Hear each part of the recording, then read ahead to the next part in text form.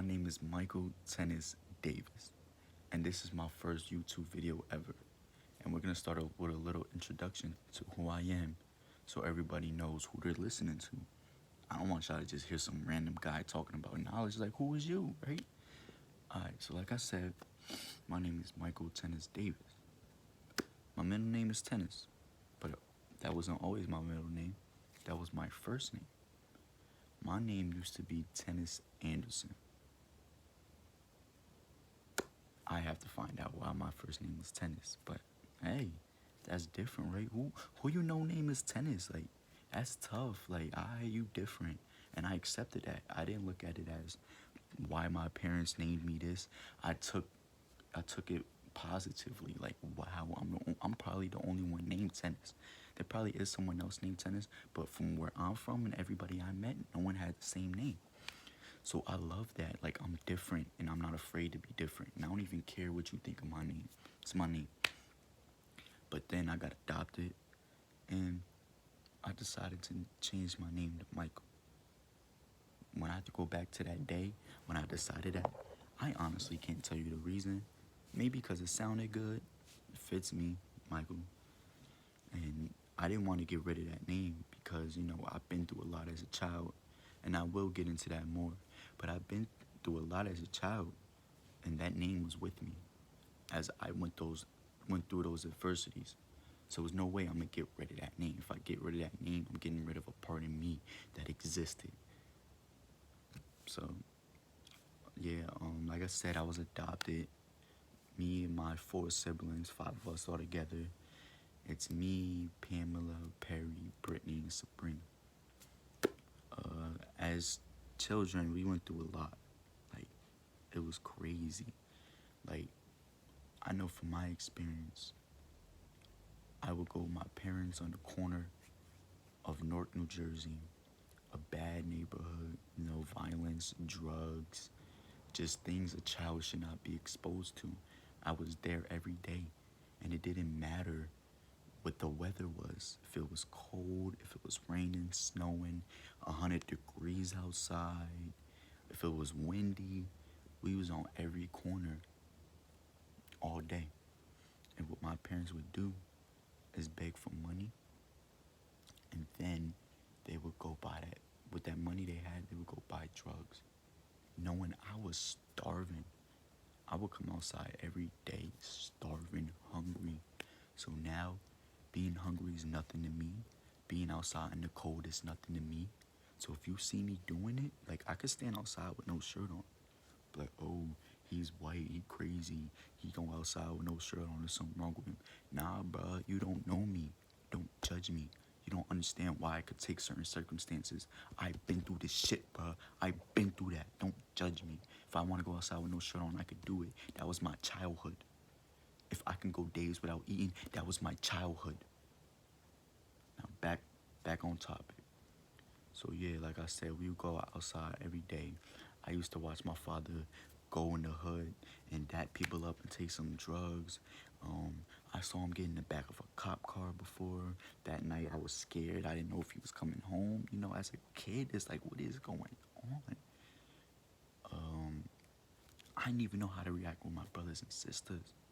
It was like they was going through the same thing as me, but I don't know why I always felt like I had it worse. Maybe because I was the oldest and I understood everything. I understood everything. I knew what was going on.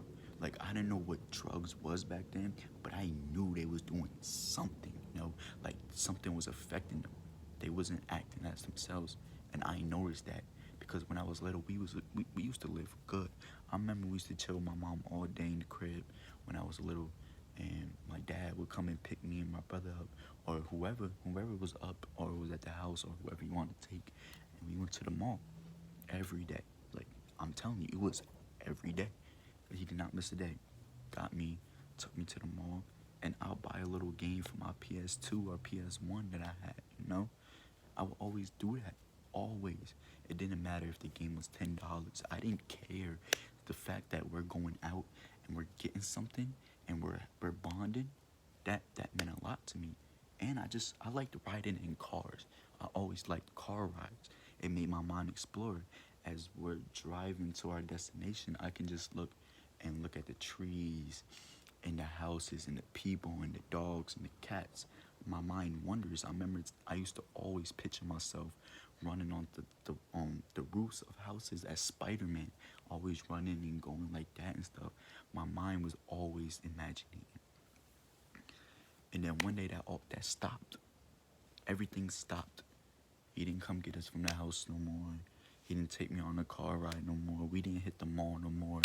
I didn't get no more games no more. And it all just stopped. Then we didn't have a house no more. We didn't have a car no more.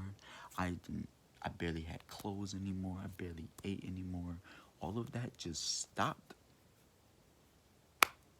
simply because they got hooked on drugs and they wasn't focused on what was important.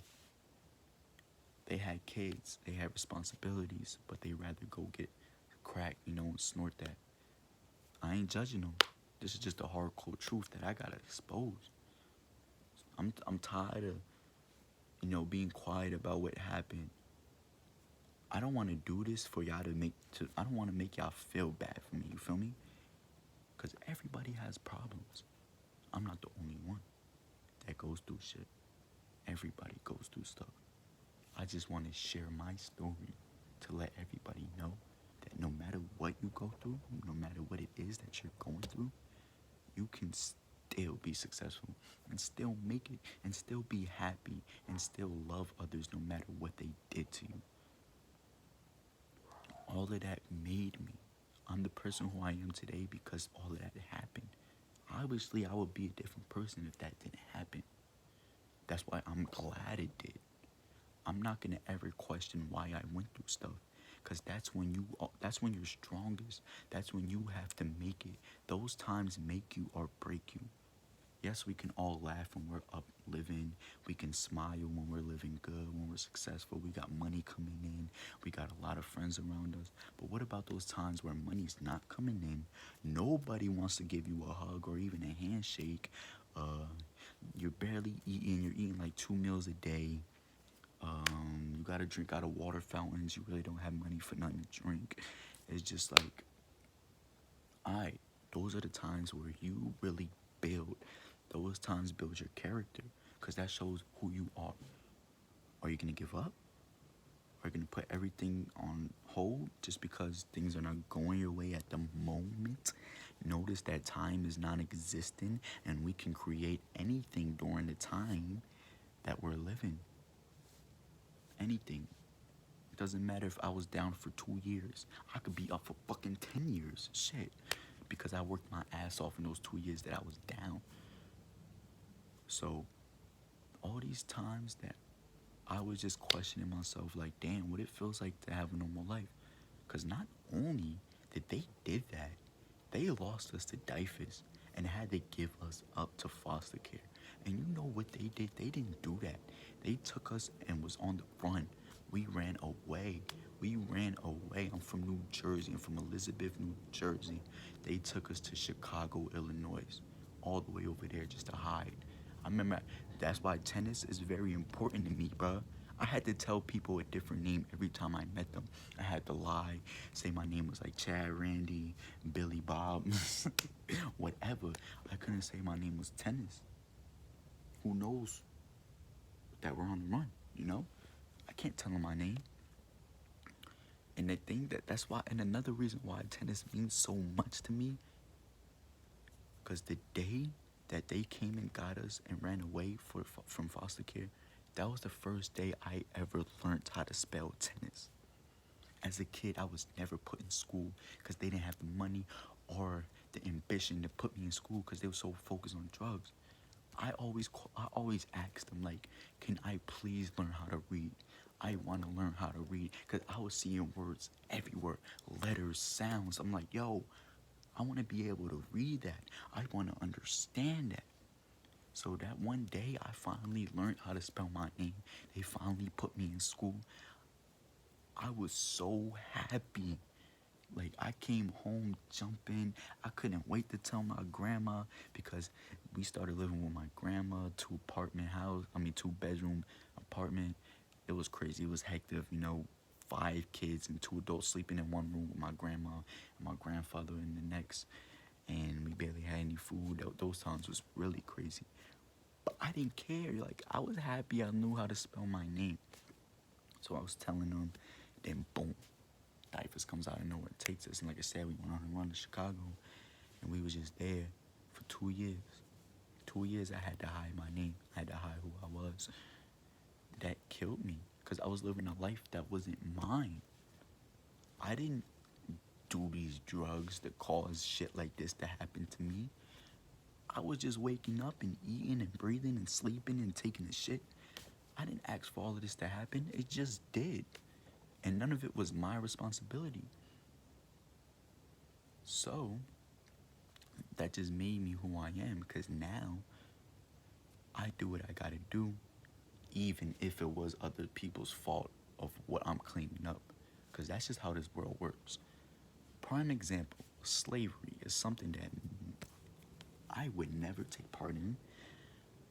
I would never, ever agree to that shit. But that's something that I have to try to clean up, right? Because when I love black people, I was raised by a black woman in a black household with a black soul. That's who I am.